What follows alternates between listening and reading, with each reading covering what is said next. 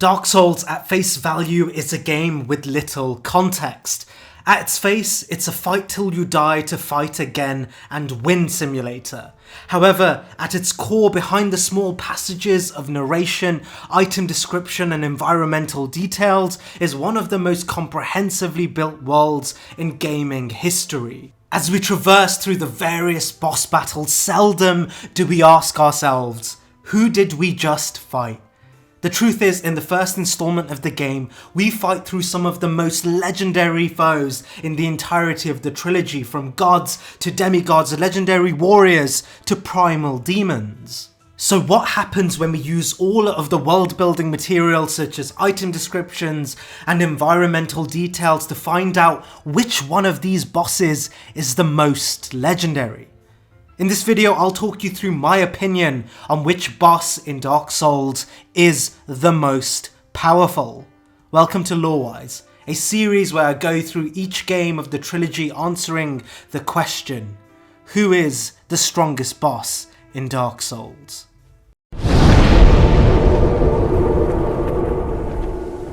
But of course, we are saving the strongest for last, which means we begin with the weakest. Calling the Moonlight Butterfly the weakest of the bosses lore-wise is less of an indictment on the beauty and complexity of the creature and more so a statement on its ability, or should I say, inability to pose a threat to us.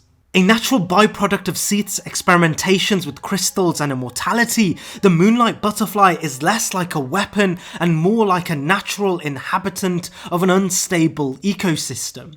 Seath spent much of his time after the War of Ancients experimenting with crystals to reimagine the immortality that he lacked but his kin, the Archdragons, possessed. The crystal experimentation would become the bedrock for crystal sorcery which at its core was unstable enough to drive its participants mad and breed new forms of life into the world. One of such forms of life was the Moonlight Butterfly.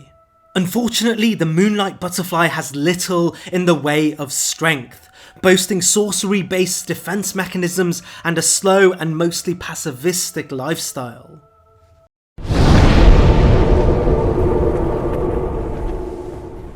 However, a passive lifestyle is something completely alien to our next boss. The Taurus Demon has little context in terms of in-game descriptions. The demon Great Axe tells us that the Taurus Demons are known as the lesser demons of the Chaos Flame. Being absent of any specifically imbued power, they are likely the lesser beings of war that fought on the ground on behalf of the bed of chaos. Regardless, they are a warrior class of beings that have enough strength to utilize their bullish characteristics and the ability to swing around the most monstrous demon Great Axe, giving them the power edge over the mostly passive Moonlight Butterfly.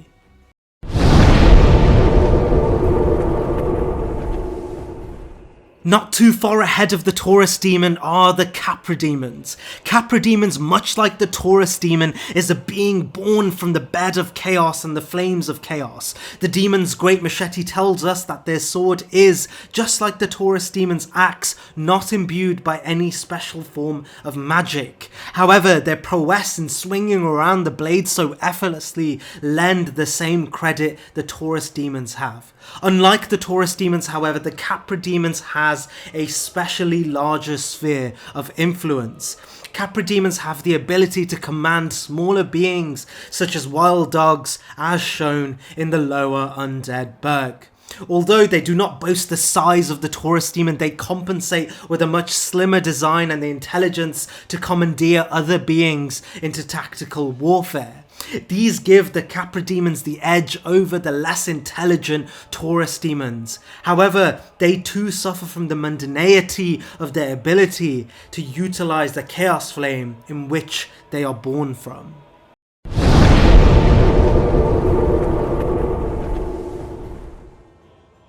Fortunately, mundaneity isn't an issue for our next boss entry. The Bell Gargoyles are born from the gods with the sole purpose to act as a defense mechanism against those who seek to enter Anor Londo. Built for strength, the Bell Gargoyles combine Gwyn's lightning and the fires of the Lord Salt in combination with their versatile armament to pose a threat worthy of the ages.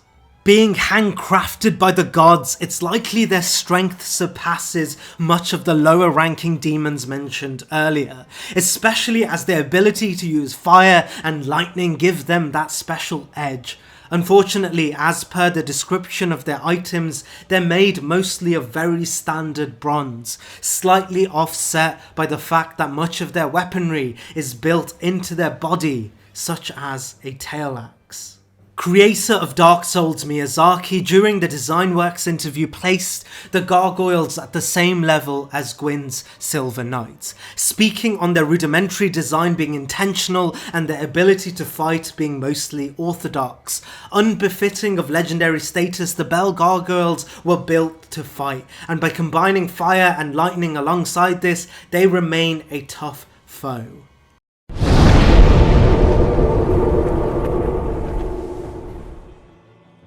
While on the topic of toughness, let's roll round back to the Flames of Chaos. Most likely the being with the highest kill count we have discussed yet, the Asylum Demon is the rite of passage for any chosen undead brazen enough to seek to fulfill Gwyn's prophecy. A being born from the beds of chaos and recruited by Gwyn as the spoils of war during the war against the Chaos Flame, what makes the Asylum Demon so different is twofold. Firstly, its size. Boasting the largest of any of the demons we've mentioned, it also matches its size with its strength, leading to its second specific characteristic: its ability to wield the Demon Greathammer. A weapon likely carved by Gwyn's greatest blacksmiths, it's made of the bark of the ancient stone arch trees, an archetype of weaponry we seldom see anywhere else in Lordran. The Asylum Demon is able to make full use of this special weapon, and it's unsurprising as to why Gwyn would assign such a being to look over the undead asylum. From the beginning of the game, the Asylum Demon demonstrates its monstrous power by killing the first NPC we come into contact with, Oscar of Astora, slamming him so viciously that he would be thrown across the entire undead asylum and eventually succumb to his injuries several meters away from the Asylum Demon's station. Likely not the demon's only victim, as the entire asylum shows signs of undead who sought to challenge this demon.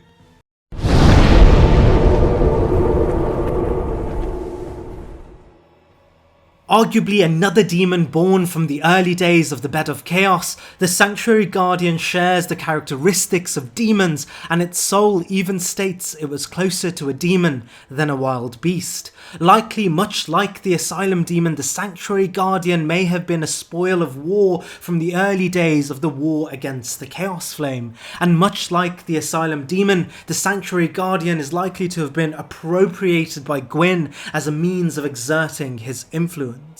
The influence in question here is Gwyn's attempt at subduing the Abyss at the wake of Manus in Ulasil. We know Gwyn had sent various missionaries to subdue said Abyss. The Sanctuary Guardian is likely to be an addition to this very campaign. Gwyn's influence on the demon is seen through its proficiency with lightning spells. However, unlike the Bell Gargoyles, the Sanctuary Demon is able to utilize this lightning proficiency alongside its chimeric design to great effect. The Sanctuary Guardian ranks this far up as it's clear Gwyn had sent much of his greatest subjects to Ulasil, as it's clear he knew the threat was linked closely to the Furtive Pygmy.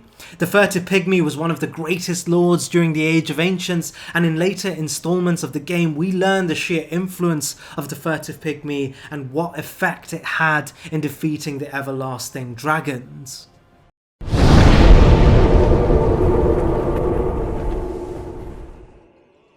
Whilst still on the topic of beings born from the Chaos Flame, let's talk about the infamous Centipede Demon. Birthed as a result of the power of the Orange Charred Ring, it's thus far the closest being to resemble the strength of the Bed of Chaos. Closely linked to the Witch of Izalith's only son, the Ceaseless Discharge, the Centipede Demon is complex in its design and has the distinct ability to sit amongst the lava of the demon ruins and utilise its environment to land devastating attacks. Boasting a variety of limbs and a non-rudimentary design, the Centipede Demon is able to take full advantage of the cavernous environment, able to climb walls and leap swiftly around the arena. It's unsurprising to see the Centipede Demon as the last obstacle on our way to the home of the Bed of Chaos, Lost Izalith. On the virtue of its close affiliations to the monumental strength of the Bed of Chaos, and therefore the Witch of Izalith, the Centipede Demon overtakes much of its lesser demon counterparts and firmly stands tall in the hierarchy of demons in Dark Souls.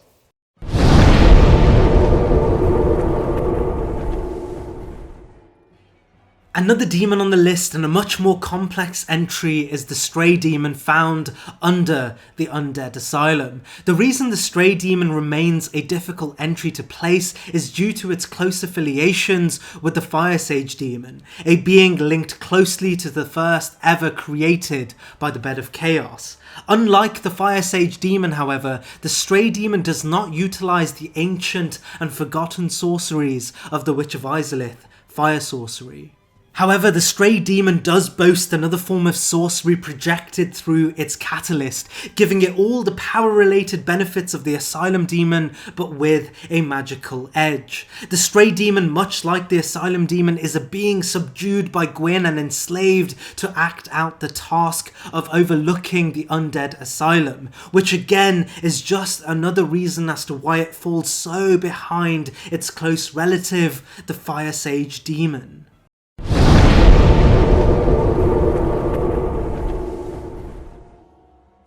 Where the demons mentioned earlier were birthed intentionally by the Bed of Chaos, Pinwheel found a very different way of utilising the strength of a lord. Little is truly known about Pinwheel, but theories are rife. One thing we do know from the description of the mask items is that Pinwheel was able to steal the power of Gravelord Nito and utilise this strength to single-handedly reign over the entirety of the catacombs. One prominent theory is that Pinwheel was able to use the power of Gravelord Nito to resurrect his family. But necromancy is never that simple, and in a cruel twist of fate, he resurrected them in a way that saw each member of his family malformed into his own body, birthing his now ghastly form. This form allowed him to utilise various facets of dark sorcery and uses these abilities to protect his domain. Going by lore alone, the battle with Pinwheel is not only likely to be one of the hardest we face, but likely an encounter to write stories about for future generations, as Pinwheel's story is truly one of the strangest, bravest, and ultimately saddest in the timeline.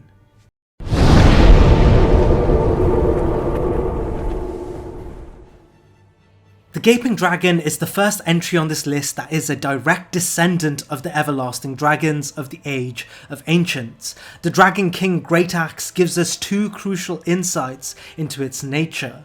Firstly, it tells us that the Gaping Dragon is a distant, deformed descendant of the everlasting dragons. Secondly, due to its tail being the source of the Great Axe, we can assume from the name of the weapon the Gaping Dragon was a king amongst other direct descendants of the everlasting dragons, ultimately painting the picture of a being that not only bore the design of his ancestors, but also that he rose amongst his peers to a place of royalty. Unfortunately, it's likely the Gaping Dragon is less than in his prime at the point we meet him. We find the dragon way below Lordran in the depths, neighbouring Blighttown, a place filled with decay and disease. It's likely this decay and disease malformed the dragon, turning it now into its ghastly shadow of its former former self, rendered fireless, albeit incredibly powerful and monstrous in size. His size also tells us he may be a closer descendant to the everlasting dragons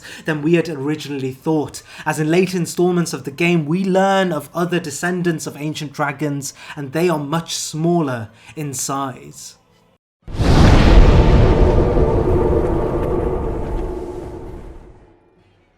Yet another byproduct of the everlasting dragons, the Iron Golem is as interesting an invention as it is a colossal being. The Iron Golem was befitting a very important duty, the last line of defense to the land of the gods, Anor Londo.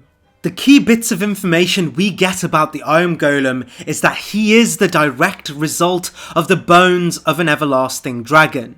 It's described by its core as a being that finds its life force through the essence of an everlasting dragon's bones. Alongside this, we learn from the Golem helm that the Golem was a slayer of countless heroes that would seek Anor Londo. Likely the creation of the gods, it positions this high on the list to say the Bel Gargoyles, as unlike the other creations of the gods, the Golem has a clear means of accounting for its strength through what we already know of the everlasting dragons. Any being that is built on the back of these legendary beings command a prestigious position on this list. However, this is further embellished by the idea that the gods, likely Gwyn, saw it fit to put the Iron Golem at the gates of Anor Londo.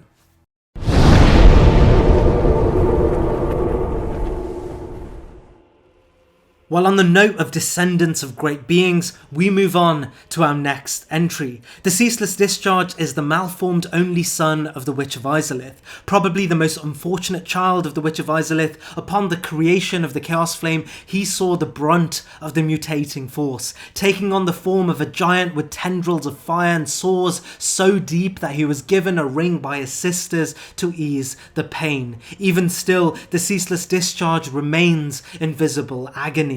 Referred to by Eingi as the Molten Giant, the Ceaseless Discharge settled in the top layer of the demon ruins and vigilantly watches over the corpse of one of his sister's supposed bodies. If provoked, the Ceaseless Discharge can swing his tendrils of fire to destroy anyone who disturbs his sister's resting place. Given his size, direct descendants to the Witch of Izalith, and presence alone being the source of a large portion of the lava that surrounds the demon ruins, it's unsurprising the Ceaseless Discharge ranks so highly amongst his demon kin. However, due to his chronic disabilities as a result of the mutation of the Chaos Flame, his movement is greatly hindered and his position is significantly lowered.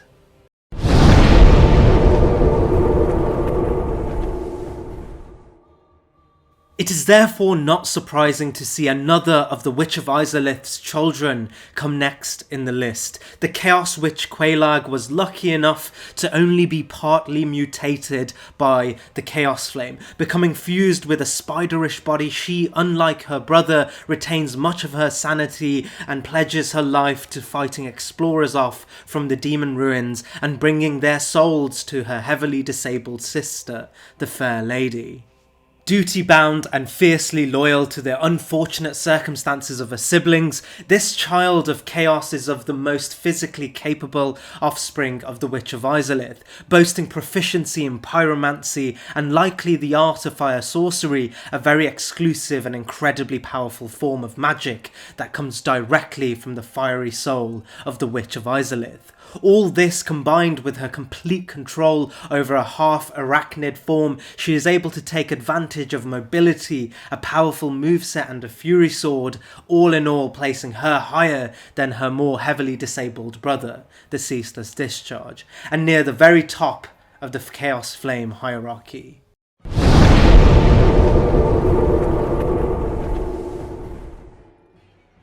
However, there is another very mysterious entity that holds the title of being the most powerful entity created by the Chaos Flame. As per the description of the demon's catalyst, the Fire Sage demon was the first of the demons, and this position offered him the ability to be close with the Witch of Izalith, so close that he would become a master of the art of fire sorcery. The Fire Sage was so skilled that it's likely he even surpassed the Witch of Izalith's own children and is second only to the witch herself. Fire sorcery was an incredibly pivotal force in the war against the Age of Ancients. We learned that the art of fire sorcery was able to create firestorms that ravaged the everlasting dragons, setting aflame even the mostly impenetrable stone arch trees. It is the Fire Sage's ability to foster fire sorcery that makes it such a daunting foe, and it's unsurprising that the demon Fire Sage is the boss found closest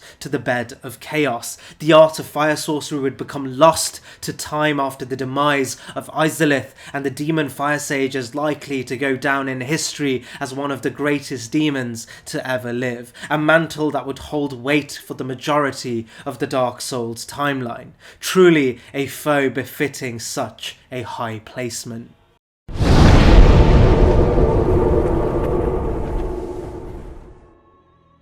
From one legend to another, the Great Grey Wolf Sif is, as the name suggests, a huge wolf. Sif is marked in history as the ever-loyal companion to the legendary knight Artorias, but in truth, there is so much more than that to this amazing wolf.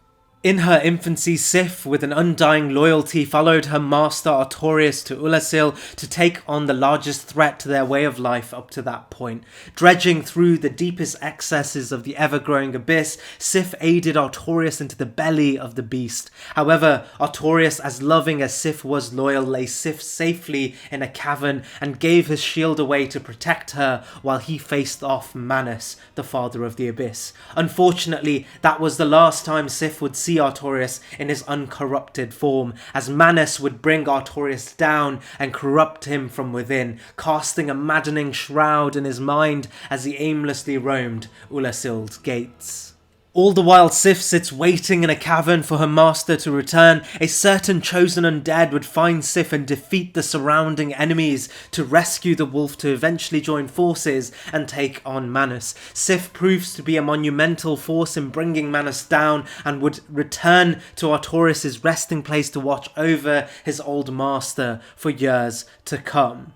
And in the original timeline, Sif has grown large and even takes Artorias' holy sword as her own. Sif's strength is clear to be of the greatest in the entire series. Having been chosen and trained alongside the series' most fabled hero, Sif is up there as one of the greatest heroes the game will ever see, and her strength has been proven through some of the greatest tests any being in Lordran will ever have the chance to face.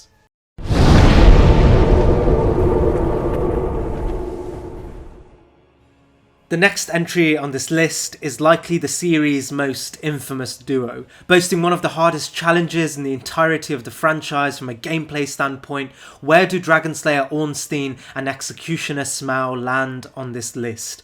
Both were Knights of Gwyn's most exclusive order, famed to their specific attributes. They were one of 4 knights entrusted by Gwyn to be vanguards to his cadre, alongside Gau and Artorias. Ornstein and Smaug are found together holding down the last line of defence to the Lord Vessel in Anor Londo. As this battle is fought against both legendary knights, in order to best understand the gravity of how powerful they are, we have to first assess both knights as individuals and what then they have to offer strategically to one another. All Knights of Gwyn were handed rings imbued with what is likely a portion of Gwyn's own strength. Ornstein received the Leo ring, granting an increased proficiency with his spear. It's likely Ornstein was handed this after he demonstrated his ability to use piercing weapons to tear down the scales of everlasting dragons, hence being named a Dragonslayer. On this merit alone, Ornstein stands tall even amongst his peers, as any individual crowned for their efforts against the everlasting dragons must be of great power. It is therefore unsurprising too that the Dragon Slayer would include the art of lightning miracles in his repertoire. A combination of these elements make him a mighty obstacle for any chosen undead. However, the issue with Ornstein is that it's unclear as to the one we meet in Anor Londo is even the one we are told of in the legends, as in later installments of the game we can find what appears to be Ornstein's corpse at the Archdragon's Peak. His armor stat in later installments indicate, in this dragonless age, this knight who long guarded the ruined cathedral left the land in search of the nameless king. It's unclear as to when Ornstein had left Anor Londo. Was it before or after our encounter? How did he survive our very clear finishing blows? Regardless, for the sake of simplicity, we can assume, in this case, the Ornstein we meet in Anor Londo is, in fact, the Ornstein of legend, rather than a very talented imitator. Fortunately, no such mystery exists for Executioner Smaug. Formerly regarded as the royal executioner, Smaug was specifically great at his job. We know this as his hammer description states. Smaug loved his work and ground the bones of his victims into his own feed. This act would inflate the size of his soul and henceforth his physical size too. The largest of all of Gwyn's knights, Smaug would eclipse most beings in all of Lordran, utilising a heavy plate of armour that, as his armour description states, offers extremely high defence, and a hammer to match the density of his armour. Smaug was even feared by his peers and would be shunned by Gwyn himself due to his insatiable rituals. Regardless, his strength was so great he remained a knight of the kingdom. Fighting either of these knights would be an undertaking on their own. Any knight of Gwyn, just on the merit of their position, could land them a position this high on the list. However, when we place both Ornstein and Smaug together, we truly are looking at one of the universe's most powerful duos. Combining Smaug's sheer size and strength alongside Ornstein's versatile moveset, it's unsurprising as to why Gwyn would entrust the duo to be the last line of defense for the bedchamber to his palace.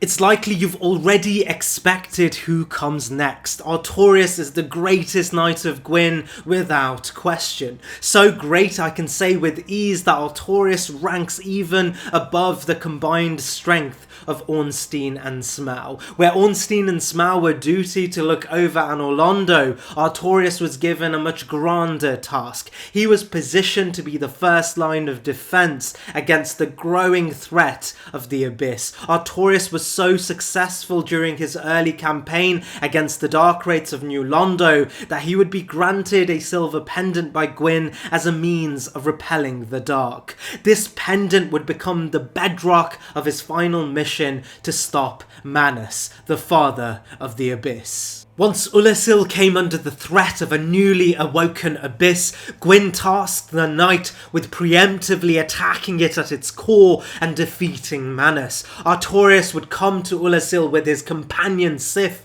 by his side and would be so successful that he would find a way to venture directly into Manus's domain. Artorias would put up an incredibly valiant effort in bringing Manus down and would eventually find a very temporary stalemate with Manus. However, Manus was able to corrupt Artorias, forcing him to concede and driving him to a place of eternal confusion. Artorias, plagued by the corrupting force of his own humanity and his loyalty to Gwyn, would aimlessly wander Ulasil, killing both Gwyn's subjects and Manus's corrupted citizens. By the time we find Artorias, he is already in this phase of confusion, perched at the entrance of Ulasil. His humanity, much like his former opponent, is beginning to run wild, and we face a shieldless Artorias bearing much of his proficiency with the blade, alongside the immensity of his corrupted core. On his ability to go toe-to-toe with what is likely the most prominent aspect of the Dark Soul, aka the Furtive Pygmy, and his accomplishments in defeating the Dark Wraiths, Artorias' legacy would echo throughout history all the way to the end of the universe, and prominent covenants such as the Legion of Farron would build a society of men who would continue his fight against the Abyss to major successes. Artorias is by far the strongest of Gwyn's knights and is most deserving of this position this high on the list.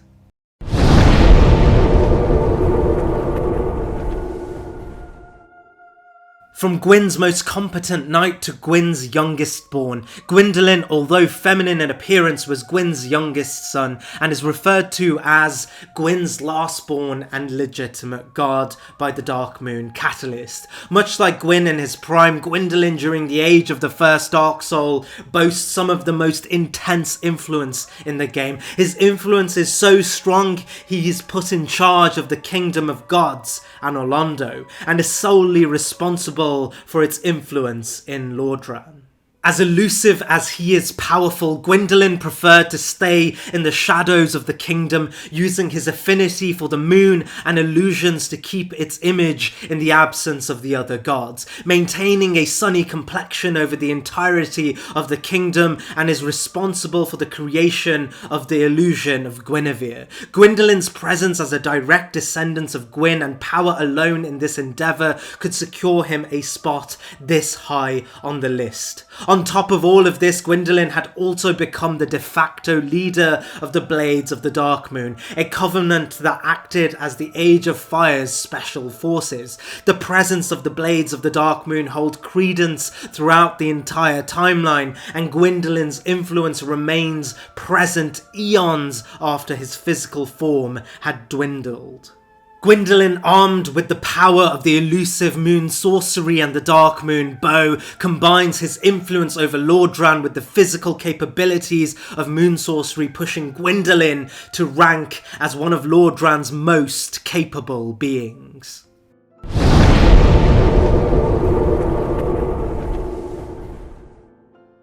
And from child to father. Many of you might be confused as to why Gwyn ranks this low in this list, and the truth is, as much as I'd love to put Gwyn higher here, it's unlikely that he is much of a show of force at the stage of the game that we actually meet Gwyn. Don't get me wrong, Prime Gwyn, the Lord of Lords and the only Lord who had such a powerful soul that he was able to give portions of his own essence to others while retaining his influence, is likely the most powerful entity in the entire game. But we do not meet Prime Gwyn. In fact, we meet a Gwyn who is likely right at the end of his life. A Gwyn whose life force has been burned to its core as kindling to the first flame. Hollowed out by the burning of his own soul, he is a husk of his former self.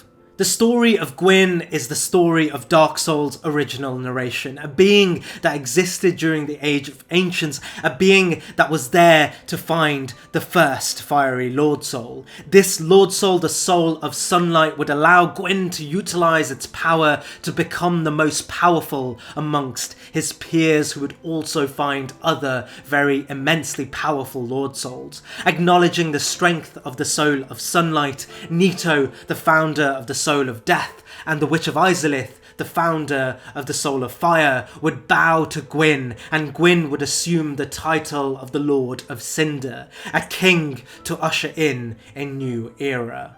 With this newfound power, Gwyn was able to manipulate light itself, commanding bolts of lightning. Gwyn, followed on by Nito, Izalith, and the knights who had become enamored by Gwyn's mission, would rise above the ground and challenge the everlasting dragons. Through the use of lightning, Gwyn was able to be the driving force bringing down the everlasting dragons. Piercing through their scales, he motivated the other beings to fight a previously unwinnable battle against an enemy so far assumed to be immortal, and win they did.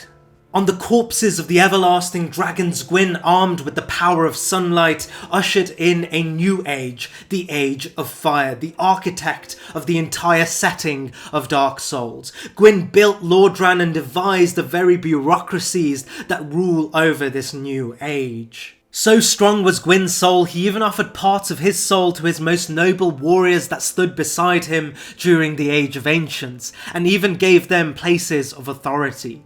Even when Gwyn was lacking parts of his own soul, he remained the most powerful force in this age. Gwyn would eventually go on to develop a less noble deed, however, under the threat of the furtive pygmy and the humanity inherent to his only equal. Gwyn would create the Dark Sign to encapsulate the humanity of beings derived from the Dark Soul, selfishly sealing the fate of humanity to the Age of Fire.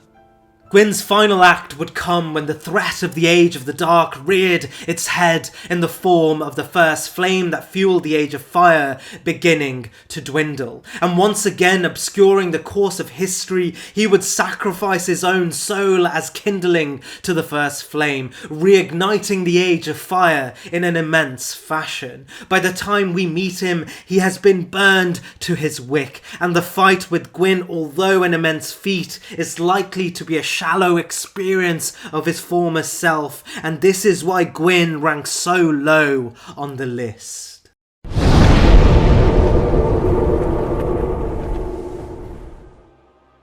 Gwyn's triumph over the Everlasting Dragon saw the creation of the Age of Fire.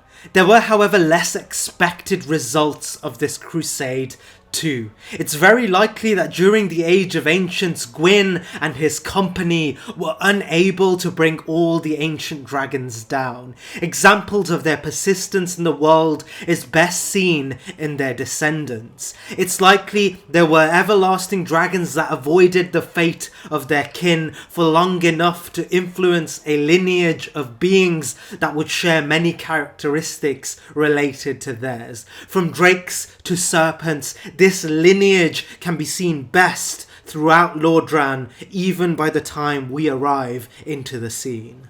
The notability of each of their descendants are how close their ties were to the original dragons. Black Dragon Kalameet, who is the next entry on this list, is one of such beings that share these close characteristics. Remarked through the game as an ancient dragon, it's easy to get caught in the colloquialism and presume Kalameet is an everlasting dragon. It's much more likely that Kalameet is a close descendant of the colossal beings. Sharing distinct features such as its size, ability to breathe swathes of fire, and an undying presence, it's likely Kalameet was referred to as an ancient dragon due to how long it was able to last amongst the lasting crusade against the dragons after the Age of Fire was established. Avoiding the ire of Gwyn's greatest dragon slayers, Kalameet did what a lot of everlasting dragons couldn't. Kalameet persevered in plain sight and even utilised much of its time terrorising the denizens of this new age, especially those found in Ulasil. Ulasil's residents are very aware of Kalameet, and it is likely Kalameet is the force that brought Ulasil into the grasp of the Abyss, as Kalameet's looming threat forced the citizens to seek out strength in the face of its threat. Being such a close relative alone could put Kalameet very high on this list, but the true distinction for Kalameet to, say, a regular Hellkite Drake is that Kalameet retains some distinct features of its own too. Kalameet was unusual in the way it only had a single eye. Placed in the middle of its forehead, Kalameet's eye held a unique power named the Mark of Calamity, an ability that allowed the dragon to utilize levitation and the unique curse that forces his opponents to suffer increased damage. All of these things combined with his proficiency in flight meant that Kalameet was one of the greatest dragons to ever live, boldly facing off against the forces of Gwyn and building a reputation akin to its forefathers, the Everlasting Dragons. Kalameet retains its title as a Titan throughout the series. The strength of this being is further embellished as Hawkeye Goth, the leader of Gwyn's Dragon Slayers, will even congratulate the player as a legend for bringing Kalameet down.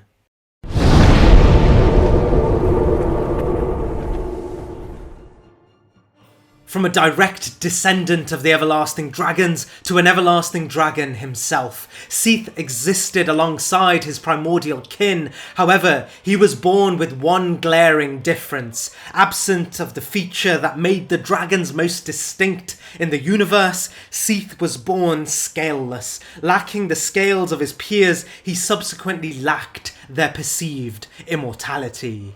During the war against the Age of Ancients, Seath, out of bitterness or opportunity, would betray his kin to side with the lords in bringing the everlasting dragons down. Teaching Gwyn of the techniques to remove their perceived immortality, Seath joined forces with Gwyn to bring about the Age of Fire. Ever grateful, Gwyn offered a portion of his own soul to Seath and gifted him a crucial piece of land neighbouring the city of the gods to govern as Seath saw fit. Seath would go on to turn the grounds into an archive, a place of study, research, and most importantly, experimentation. But what exactly was this research? Well, Seath utilised his abundance of resources to develop a means to grant him the everlasting scales he originally lacked. Still envious of his now vanquished brethren, he would find solace in crystals and saw their potential in developing scales to compensate for the albinoism that caused him to be scaleless. Seath would use his influence to experiment with crystals and even expanded much of these experiments to the denizens of Gwyn's kingdom. Unethical as they were, mostly unsuccessful, Seath's experiments would spur on the creation of an art that would become one of Dark Souls' most prominent forms of warfare. Seath is described through item descriptions as the grandfather of sorcery and is likely responsible for the creation of the art of soul sorcery. So potent was Seath's influence in the world of sorcery that scholars from Vinheim would build an institution named the Dragon School to further study the art and would become proficient in its use, birthing a discipline that would outlive Seath himself and give rise to legendary figures such as Big Hat Logan. His archives would become a treasure cove for this new form of element manipulation and would house some of the most powerful spells the game will ever see. Unfortunately, Seath's endeavours into this research would also cause a state of madness to himself and anyone associated with him or his research. However, testament to the sheer immensity of the art, many would come to Seath's domain to have a chance to learn the art, specifically the specialised version of it, crystal sorcery. Only few would be able to learn these spells, and even few could do so without being maddened to the point of crippling disability. Even worldly figures such as Big Hat Logan would succumb to the maddening aura of Seath's crystal sorcery. Seath would eventually learn of a means of gaining immortality, just not the way he originally intended. Unable to manifest scales that mimic the scales of the everlasting dragons, he would find an artifact within the rubble of the war against his brethren. This artifact would become grounds for Seath's new form of immortality. The primordial crystal bound Seath's soul in a way that allowed his physical form to be invulnerable to all forms of damage. However, much like his kin, it retained one single fatal flaw. If one was able to locate the primordial crystal, you could destroy the crystal to bring Seath back to his much more vulnerable self. However, the immensity of this task alone was a feat only few could endure, as it is located at the heart of the archives, guarded by a treacherous terrain and servants of Seath. Combining what is essentially a Horcrux alongside the use of crystal sorcery and the immensity of Gwyn's soul alongside his own, Seath remains one of the greatest beings of all of Lordran, and it is likely that if Seath did not suffer from the madness of his work, he would be an almost impossible challenge for any chosen undead. Inspiring a universe-wide movement of scholars, watchmen, and historians, Seath easily assumes a position this high on the list.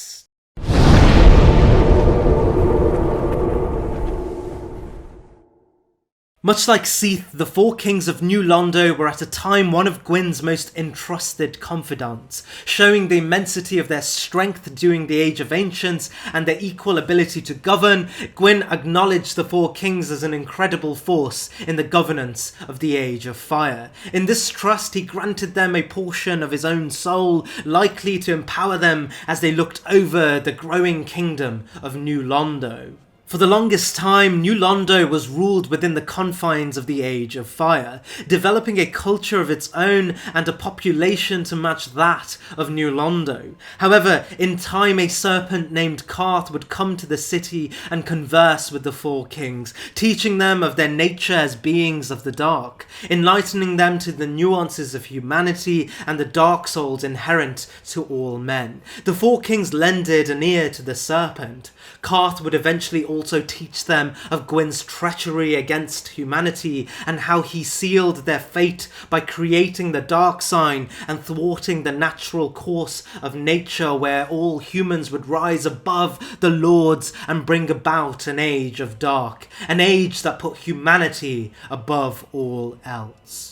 Susceptible to Karth's words, the four kings would become distasteful of Gwyn. This distaste would lead the four kings in developing a rebellion against the gods of the Age of Fire. In time too, Karth would teach the four kings of a means to challenge those very gods. Karth would teach the four kings the fabled art of life drain, the ability to utilize the magnetic force of their humanity to challenge the gods. With their newfound power and the knowledge of Gwyn's oppression, the four kings would teach the art of life drain to the warriors loyal to them in New Londo. This would lead to the development of the Dark Wraith Covenant, a society of men equipped with the power of life drain to challenge the agents of fire. Gwyn would eventually learn of the four kings' treachery and impure brutality drown New Londo, killing millions and sealing away the four kings. The four kings, however, would find refuge deep below New Londo in the abyss and lay dormant waiting for their time to challenge the gods. Combining the strength of a portion of Prime Gwyn's soul, the art of life drain and the influence of developing a covenant that would eventually become one of the greatest forces in the final segment of the timeline, the four kings are notable in history as such a monumental force that Gwyn feared facing them head-on even during his prime, and instead would force the entirety of New Londo into ruin in order to subdue the four kings. There is only one other instance in history in which Gwyn has acted in such a measure to preserve himself against another force, but we will get into that later. A truly dynamic force to behold, the Four Kings remain to be one of Dark Souls' most impressive shows of influence and force. It's no illusion as to why Karth's first campaign against Gwyn was with the Four Kings of New Londo.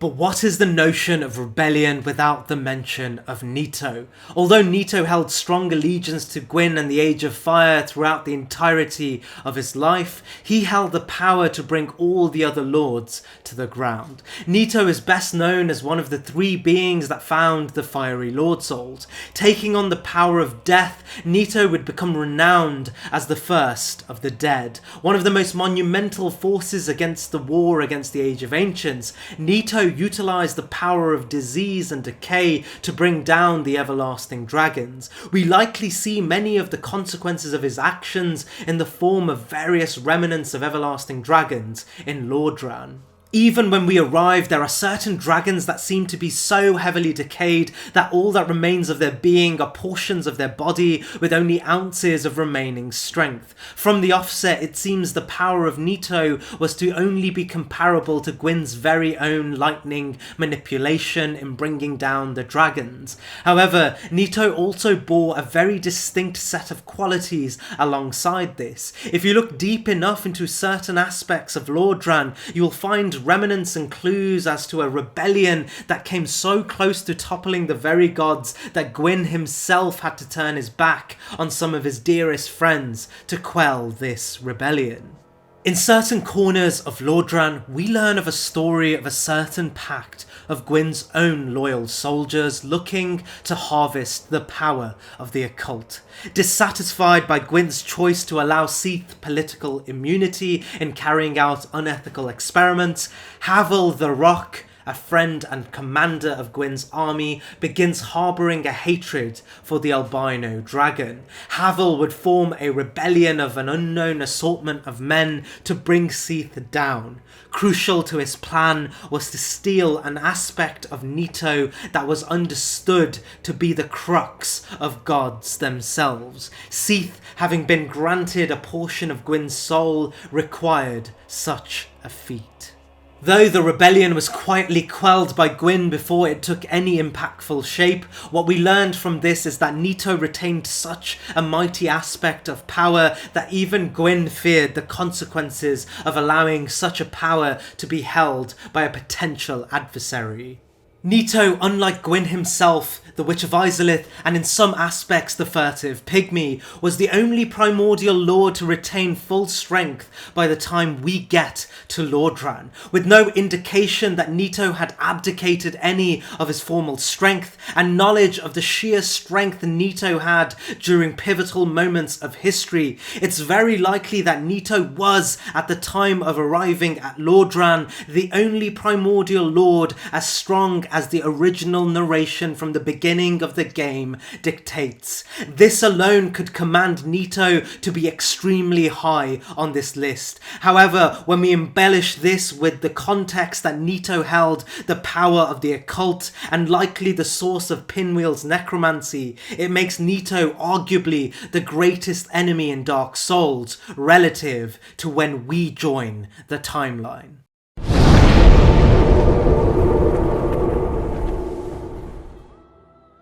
In truth, the next entry is something of a wild card, likely somewhat controversial. Crossbreed Priscilla is presumed the crossbreed of both dragon, maybe Seath, and god, maybe Guinevere. In truth, this only matters to a symbolic degree. However ambiguous Priscilla's origins are, the subtlety is spared when discussing her strength. Openly referred to as the antithesis of all life, and the only one that was feared by gods in her item descriptions. A major aspect of Priscilla's threat was to be found within her exclusive ability to utilise what is referred to as Life Hunt. In truth, we are not given much context as to why Life Hunt itself was so dearly feared by the gods, but we do know that this ability was so threatening that the gods preemptively imprisoned Priscilla in the painted world of Ariamis, a plane of existence to exist outside the framework of the main universe.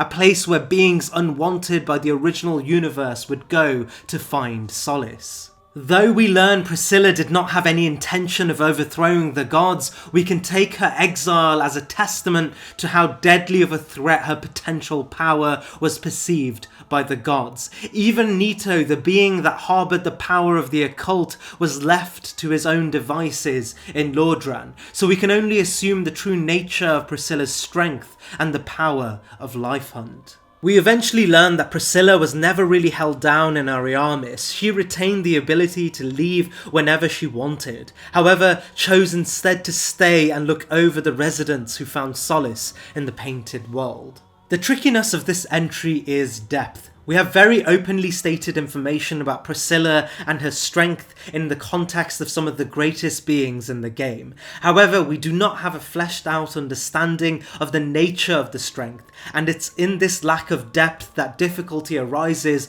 on where to place Priscilla. But on the virtue that even Gwyn and the city of Anolondo during its prime saw Priscilla as an existential threat, even in all her passivity, leaves us to believe she even dwarfed the power of beings such as Nito, who also held such existential threats to the gods but remained unexiled.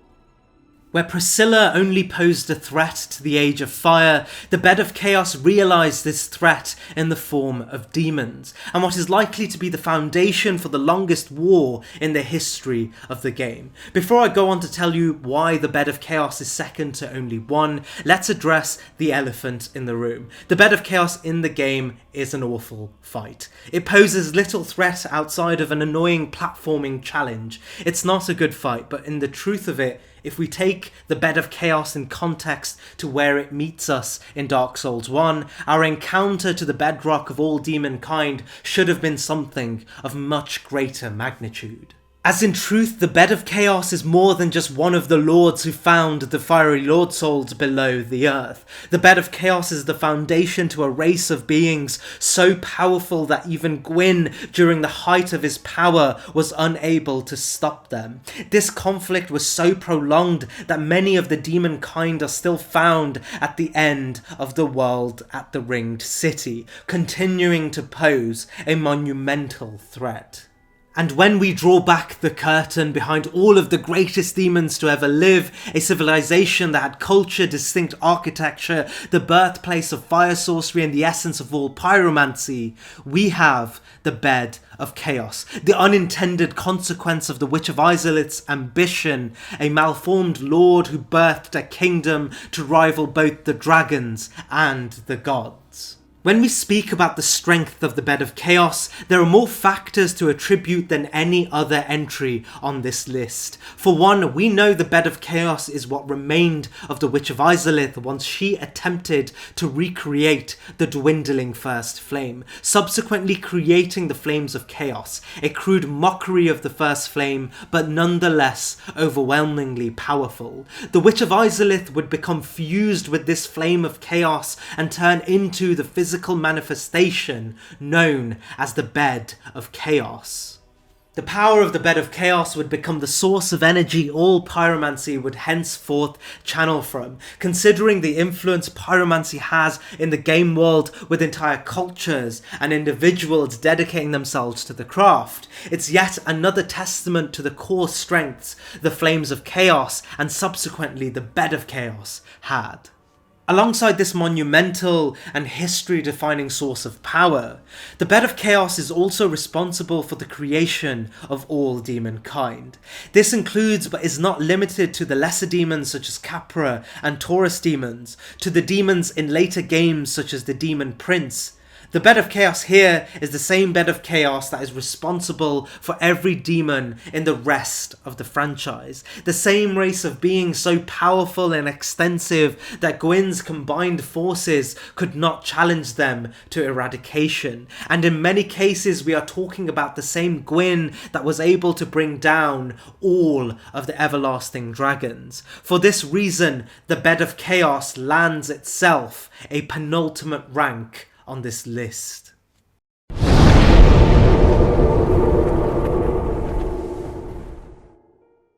Likely the most predictable position on this list, of course, the most powerful enemy we encounter in Dark Souls 1 is Manus, the Father of the Abyss. The closest being we get to the Furtive Pygmy in his entirety, he is the antithesis to what is likely the most powerful being in Dark Souls history, Prime Gwyn. The being that held the Dark Soul, the antithesis to Gwyn's soul of sunlight, the Furtive Pygmy. But can we say for certain that Manus is a full representation of the Furtive Pygmy we are introduced to in the beginning of the game? In honesty, we can assume it is at least the closest thing we see to a primordial lord on par with the tales of Prime Gwyn. Much like Gwyn, the Furtive Pygmy held such an immense soul that he likely gifted major aspects of his soul to other beings loyal to him during the Age of Ancients. In the final segment of the entire trilogy, we learn that the Furtive Pygmy was pivotal in the fight against the Everlasting Dragons. His kin, the Pygmies, were granted portions of his own soul. This soul would go on to become the bedrock of humanity. Humanity, however, became an antithetical force towards Gwyn's new age of fire, and in this dialectic, the furtive pygmy and the pygmies were set to overtake Gwyn. However, Gwyn manipulated many of the pygmies into accepting the dark sign, a curse that held down their humanity and blurred their inherent connection to the dark.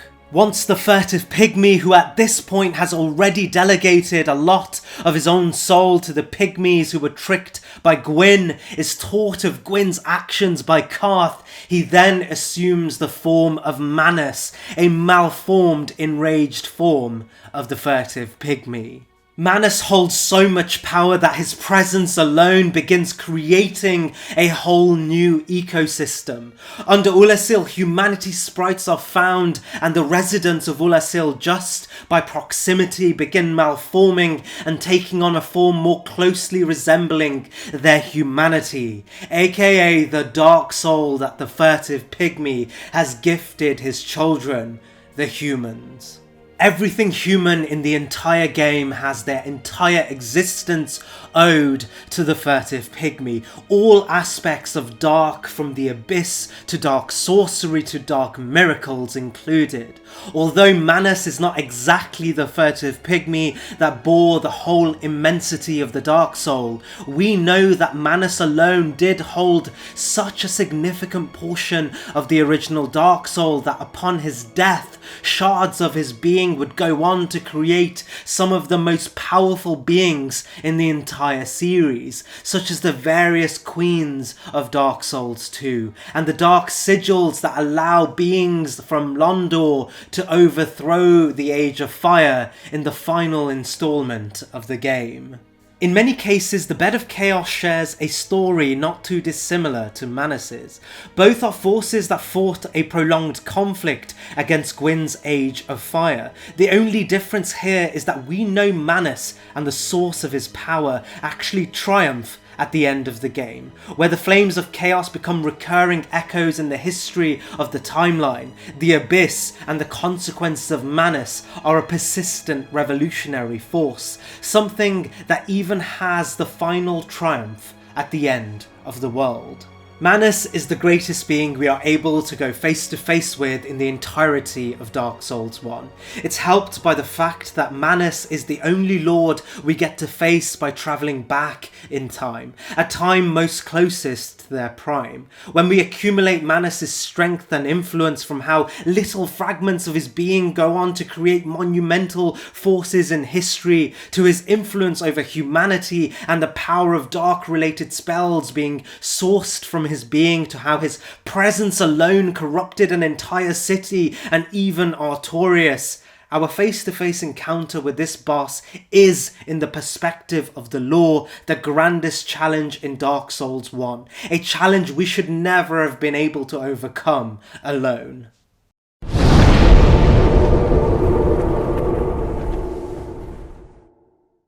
And just like that, we come to the end of the video. In the coming weeks, I will be releasing a similar video surrounding Dark Souls 2. This will be a much greater challenge though, as Dark Souls 2 has so many damn bosses. If you enjoyed the video, go ahead and help the algorithm know by liking and subscribing. Small channels see much greater impact from these little gestures. I'll see you guys in the next one.